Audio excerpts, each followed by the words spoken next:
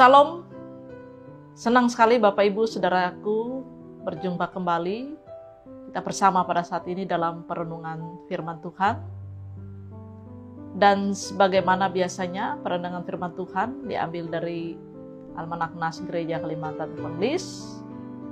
Dan pada saat ini firman Tuhan diambil dari Perjanjian Baru, yakni Kolose pasal 4 ayat 2 sampai dengan ayatnya yang ke-18. Saya tidak membacakan nas ini untuk kita bersama, dan tema yang diangkat adalah tugas dan tanggung jawab sebagai pengikut Kristus. Nah, Bapak Ibu Saudaraku yang kekasih di dalam Yesus Kristus, dalam bagian awal dalam nas kita, Rasul Paulus ingin mengingatkan akan keberadaan, akan beberapa hal yang harus dilakukan oleh orang-orang atau umat jemaat yang berada di Kolose. Yang pertama yang diingatkan oleh Rasul Paulus yaitu pada ayatnya yang kedua, pasal 4 ayat kedua, demikian, bertekunlah dalam doa dan dalam pada itu berjaga-jagalah sambil mengucap syukur.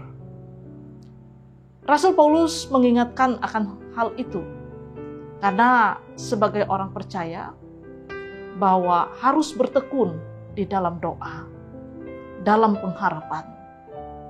Dan sembari dengan itu juga berjaga-jaga akan keadaan, waspada dengan segala sesuatu, dan selalu mengucap syukur dalam segala hal.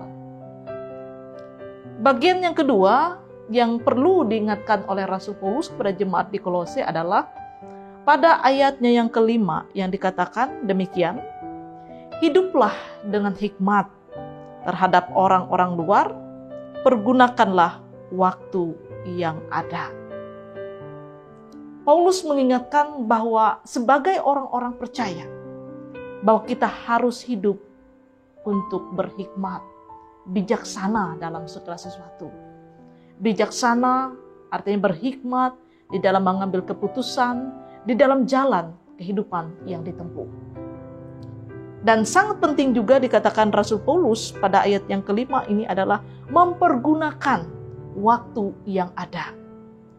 Artinya Tuhan masih memberikan kesempatan, waktu untuk berada, berbuat, berkarya di tengah-tengah dunia yang fana ini.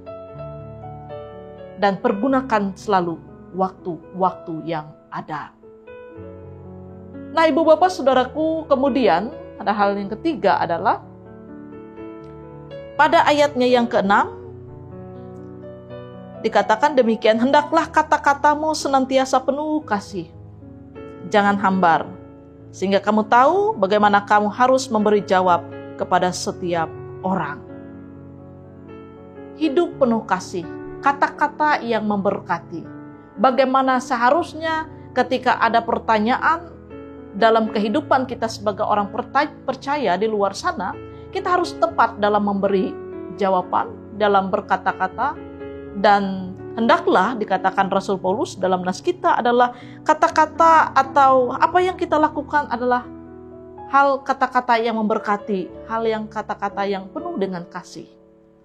Nah, Ibu Bapak Saudara sidang jemaat Tuhan, semua hal yang disampaikan oleh Rasul Paulus itu tidak hanya menjadi sebuah peringatan, tetapi sangat penting untuk dilakukan oleh orang-orang percaya. Seperti halnya berjaga-jaga dan mempergunakan waktu yang ada. Karena Ibu Bapak Saudaraku yang kekasih dalam Yesus Kristus, kita tidak tahu akan hari kehidupan, hari pada kesudahan. Kita tidak tahu akan harinya Tuhan. Oleh sebab itu, karena Tuhan masih memberikan waktu dan kesempatan yang luar biasa ini, maka pergunakanlah semua itu dengan baik. Pergunakanlah hidup kita menjadi berkat. Sebagaimana hal ini harus dilakukan oleh jemaat yang berada di Kolose dan tentunya juga bagi kita bersama. Nah, Bapak Ibu Saudaraku yang kekasih dalam Yesus Kristus, kemudian di dalam nas kita juga Rasul Paulus sangat menyadari akan keberadaan dirinya, akan situasi dan kondisi yang dihadapinya dalam pekabaran Injil. Nah, dalam nas ini bahwa Rasul Paulus meminta dukungan dari jemaat, dari orang-orang percaya. Dia meminta orang-orang yang percaya untuk berdoa, mendukung dia di dalam pelayanan. Karena dia sangat menyadari bahwa semua itu banyak tantangan. Dalam pekabaran Injil ada banyak tantangan, rintangan, dan hambatan. Situasi dan kondisi yang kadangkala tidak menguntungkan, kadangkala situasi dan kondisi yang mencekam. Dan dia perlu dalam dukungan doa. Pada ayat yang ketiga dikatakan, berdoa jugalah untuk kami, supaya Allah membuka pintu untuk pemberitaan kami, sehingga kami dapat berbicara tentang rahasia Kristus yang karenanya aku dipenjara. Jemaat Tuhan, Rasul Paulus sekali lagi sangat menyadari akan keberadaan dirinya. Dan dia perlu dukungan jemaat untuk mendoakan dia, agar pemberitaan Injil ini terus disampaikan dan menjangkau orang-orang yang belum percaya. Nah, jemaat yang kami kasih dalam Yesus Kristus, dan Rasul Paulus pun pada ayat 7 sampai dengan ayat 12 menyampaikan juga bahwa dia tidak bisa kalau menjalankan tugas dan mandat yang luar biasa ini, yaitu dalam pekabaran Injil, hanya seorang diri saja. Dia sangat menyadari betul bahwa dia memerlukan orang lain. Nah, oleh sebab itu salah satu ciri dari Rasul Paulus adalah ketika dia ada di suatu tempat atau di jemaat, dia berusaha mempersiapkan seseorang untuk sebagai penggantinya, atau tepatnya adalah rekan sekerjanya. Sehingga pada saat dia meninggalkan jemaat itu, ada orang yang tetap terus membina jemaat. Ada orang yang tetap terus meneruskan pekabaran Injil tersebut. Oleh sebab itu disebutlah beberapa nama di dalam nas ini, dan Rasul Paulus sangat bersyukur memiliki semua rekan-rekan sekerja yang juga siap dan sigap sepertinya dalam memberitakan Injil. Pada akhirnya, ibu bapak saudaraku yang kekasih dalam Yesus Kristus, dalam nas kita secara bersama adalah ini merupakan semua tanggung jawab kita sebagai pengikut Kristus. Tidak hanya jemaat di Kolose, tidak hanya rekan-rekan sekerja Rasul Paulus, tetapi tentunya ini juga mengarahkan kepada kita pribadi lepas pribadi sebagai umat, sebagai pribadi yang menerima Kristus. Karena tugas dalam pekabaran Injil adalah bukan hanya tugas segelintir orang, tetapi adalah tugas kita bersama. Pada akhirnya kita bersama yang mengerjakan semuanya ini. Dunia yang kita huni adalah dunia tempat pekabaran Injil. Lalu pertanyaan, apakah hanya segelintir orang saja atau 1-2 pribadi saja yang melakukan semua ini? Apakah hanya Rasul Paulus? Tidak, Bapak Ibu. Tentu ini adalah tugas dan tanggung jawab kita bersama. Karena di dalam Markus pasal 16 ayat 15, Tuhan Yesus memberikan mandat kepada kita orang-orang percaya. Dan demikian katanya, lalu ia berkata kepada mereka, pergilah ke seluruh dunia, beritakanlah Injil kepada semua makhluk. Pertanyaannya adalah, kepada siapa Tuhan memberikan tugas dan mandat tersebut? Tentu jawabannya adalah kepada kita semua. Dan ini adalah tugas dan tanggung jawab kita sebagai pengikut Kristus. Tuhan Yesus memberkati kita. Amin.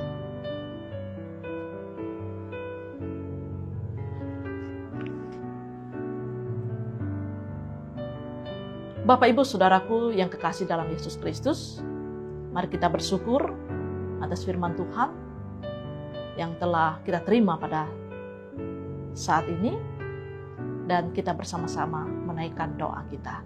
Kita bersatu dalam doa, kita berdoa. Terpujilah Engkau Allah Bapa di sorga, Tuhan kami Yesus Kristus, karena kami sangat bersyukur karena kami masih memiliki waktu dan kesempatan yang indah. Istimewa Tuhan masih memberikan nafas kehidupan bagi kami. Dan kami bersyukur telah menerima firman-Mu yang sungguh menguatkan kami bersama pada saat ini. Agar kami menyadari apa yang menjadi tugas tanggung jawab kami sebagai pengikut Kristus. Bapa kami dalam Yesus Kristus, oleh sebab itu, mampukanlah kami Tuhan untuk memberlakukan firman-Mu ini dalam kehidupan kami hari lepas hari. Bapa, pada saat ini kami menaikkan doa kami. Kami tetap memohon akan penyertaan Tuhan dalam kami menjalankan tugas peran tanggung jawab kami, pelayanan kami sebagai hamba-hamba Tuhan. Kami memohon Tuhan cukupkan kami dalam kasih dan karunia, agar kami dapat tetap terus setia memberitakan Injil, tetap terus mewartakan kabar baik bagi dunia, bagi setiap orang-orang yang kami jumpai dalam kehidupan kami. Agar melalui semuanya itu Tuhan berkenan dan Tuhan boleh memanggil orang-orang untuk percaya kepada Engkau melalui pemberitaan Injil. Tuhan kami Yesus Kristus, kami berdoa khususnya bagi Majelis Resort GKI Tameng Layak sebagai pekerja-pekerja yang ada di dalamnya, yang telah Tuhan panggil, Tuhan utus di ladangnya masing-masing. Biarlah jemaat dan resort semakin bertumbuh berkembang ke arah yang lebih baik, berkembang pesat, maju, dan meningkat. Bapa, pada saat ini kami berdoa bagi kehidupan jemaat kami. Tuhan memberkati setiap usaha dan pekerjaan tangan mereka, dalam keluarga rumah tangga, mampukanlah mereka dalam menjalankan tugas peran tanggung jawab, baik sebagai suami, ataupun istri, ataupun anak, dan juga sebagai bapak maupun ibu. Tuhan memberikan hikmat dan kebijaksanaan, agar melalui keluarga kami, nama Tuhan dipermuliakan. Dalam setiap jadi lelah payah dalam tugas tanggung jawab pekerjaan, kami selalu memohon Tuhan memberkati. Dan biarlah dalam kehidupan kami, di depan jemaat kami, ada damai dan sejahtera yang datangnya daripada Tuhan. Kami serahkan setiap langkah hidup kami Tuhan, langkah juang masa depan kami, hanya ke dalam tangan pengasihan-Mu. Kami pada saat ini juga mendoakan bagi jemaat kami yang dalam keadaan sakit, tergeletak lemah tak berdaya di pembaringan masing-masing. Tuhan Engkau pulihkan, Tuhan Engkau sembuhkan mereka. Kami tetap terus mendoakan ya Tuhan untuk keadaan yang kami hadapi pada saat ini, yaitu pandemi COVID-19. Kami percaya akan kuasa Tuhan pada saat dan waktunya, semua ini berlalu dalam kehidupan kami. Terima kasih Bapa di sorga, tetap tuntun, pelihara, bimbing kami ya Tuhan, dan Engkau juga jaga dan lindungi kami. Kemanapun kami melangkah, tinggal diam, berada, berusaha, dan bekerja. Terpujilah Engkau Bapa di sorga, hanya dalam nama Yesus Kristus, Tuhan dan Juru Selamat kami. Kami berdoa dan kami mengucap syukur. Amin.